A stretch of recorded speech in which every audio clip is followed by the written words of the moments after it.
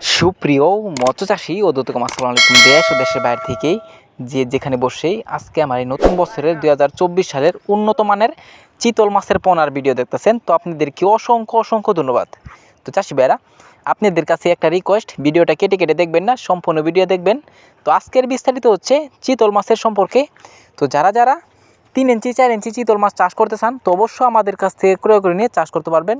তো অবশ্য 4 ইঞ্চি 5 ইঞ্চি 6 ইঞ্চি 7 ইঞ্চি 10 ইঞ্চি পর্যন্ত আছে আমাদের কাছে সাইজ। তো অবশ্য আপনারা যে কোনো সাইজের যে কোনো ক্যাটাগরি আমাদের কাছ থেকে ক্রয় করে নিয়ে চাষ করতে পারবেন। তো চাষি ভাইরা, চিতল মাছের কিন্তু অবশ্য আপনারা যদি চাষ করেন তো অবশ্য আপনারা ভালো করে পুকুর প্রস্তুতি করতে হবে। তো পুকুর প্রস্তুতি কীভাবে করবেন হালকা সামান্য বইলা দিই। চারোদিকে যদি ময়লা আবর্জনা থাকে তাহলে পরিষ্কার করে নেবেন, চারোদিকে গাছপালা থাকে কেটে সমান করে নেবেন, চারোদিকে চুন সার মারবেন। এরপর যদি না বুঝেন তাহলে আমাদের স্ক্রিন দেওয়া নাম্বার, টাইটেল ও ডেসক্রিপশন বক্সে নাম্বার দেওয়া থাকবে, নাম্বার সংগ্রহ করে আমাদের কাছ থেকে সকল তথ্য পরামর্শ জানতে পারবেন। তো চাষি ভাইরা, এই যে দেখুন আমরা আজকে পাঠাবো প্রায় 600 পিস চিতল। তো এটা পাঠাবো বরিশালে। তো আপনারা চাইলেও যে কোনো প্রান্তি থেকে এই মাছটা ক্রয় করে নিয়ে চাষ করতে পারবেন। তো এই যে দেখুন এটা 3 ইঞ্চি থেকে 3.5 ইঞ্চি 4 ইঞ্চি আছে।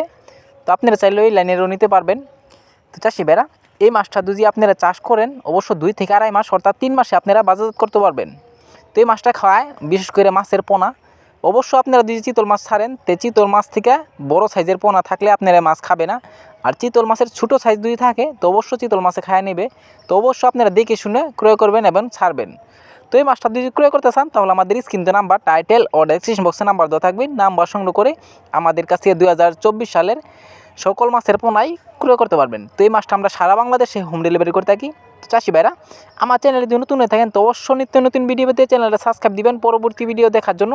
আর যারা দিয়ে আসেন ওদেরকে অসংখ্য ধন্যবাদ। ভিডিওটি যদি ভালো লাগে একটা লাইক কমেন্ট করবেন, চাষি ভাইদের কাছে বেশি বেশি করে শেয়ার করবেন। আজকে আর বেশি কিছু বললাম না, এই পর্যন্তই। খুদা হাফেজ।